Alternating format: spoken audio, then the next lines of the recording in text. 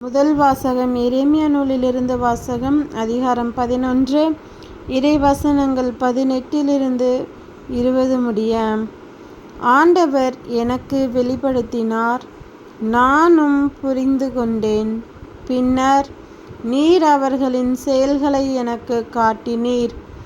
வெட்டுவதற்கு கொண்டு செல்லப்படும் சாந்தமான செம்மறி போல் இருந்தேன். அவர்கள் எனக்கு எதிராய், மரத்தை பழத்தோடு அழிப்போம், வாழ்வோரின் நாட்டிலிருந்து அவனை அகற்றிடுவோம், அவன் பெயர் மறக்கப்படட்டும் என்று சொல்லி சதித்திட்டம் தீட்டியதை நான் அறியாதிருந்தேன். படைகளின் ஆண்டவரே, நீர் நேர்மையோடு தீர்ப்பிடுபவர், உள்ளுணர்வுகளையும் இதய சிந்தனைகளையும் சோதித்தறிபவர். நீர் அவர்களை பழிவாங்குவதை நான் காண வேண்டும், ஏனெனில் என் வாழ்க்கை உம்மிடம் எடுத்துரைத்துள்ளேன். இது ஆண்டவர் வழங்கும் அருள்வாக்கு. இறைவா, உமக்கு நன்றி. நற்செய்தி வாசகம். புனித யோவான் எழுதிய நற்செய்தியிலிருந்து வாசகம். அதிகாரம் 7. இறைவசனங்கள் 40 53 முடிய. கூட்டத்தில் சிலர் இவ்வார்த்தைகளை கேட்டு, வரவேண்டிய இறைவாக்கினர் உண்மையில் இவரே என்றனர். வேறு சிலர், மெசியா இவரே என்றனர். மற்றும் சிலர், கலிலேயாவிலிருந்தா மெசியா வருவார்? தாவீதின் மரபிலிருந்தும் அவர் குடியிருந்த பெத்லகேம் ஊரிலிருந்தும் மெசியா வருவார் என்றல்லவா மறைநூல் கூறுகிறது என்றனர். இப்படி அவரை குறித்து மக்களிடையே பிளவு ஏற்பட்டது. சிலர் அவரை பிடிக்க விரும்பினர், ஆனால் யாரும் அவரை தொடவில்லை.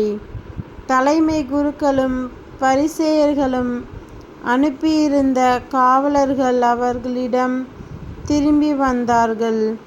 அவர்கள் காவலர்களிடம், ஏன் அவனை பிடித்துக்கொண்டு வரவில்லை என்று கேட்டார்கள். காவலர் மறுமொழியாக, அவரைப் போல எவரும் என்றுமே பேசியதில்லை என்றனர். பரிசேயர் அவர்களை பார்த்து, நீங்களும் ஏமாந்து போனீர்களோ? தலைவர்களிலாவது பரிசேயர்களிலாவது அவனை நம்புவோர் யாராவது உண்டா? இம்மக்கள் கூட்டத்துக்கு திருச்சட்டம் தெரியாது, இவர்கள் சபிக்கப்பட்டவர்கள் என்றனர். அங்கிருந்த பரிசேயருள் ஒருவர், நிக்கதேம், அவரே முன்பு ஒரு நாள் இயேசுவிடம் வந்தவர்.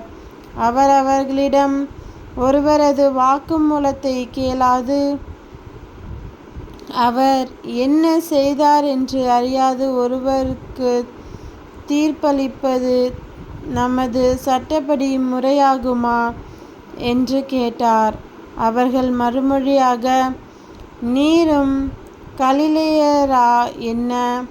மறைநூலை துருவி ஆய்ந்து பாரும், அப்போது கலிலேயாவிலிருந்து இறைவாக்கினர் யாரும் தோன்றுவதில்லை என்பதை அறிந்து கொள்வீர் என்றார்கள். அவர்கள் ஒவ்வொருவரும் அவரவர் வீட்டுக்குச் சென்றார்கள். இது கிறிஸ்துவின் நற்செய்தி. கிறிஸ்துவே, உமக்கு புகழ்.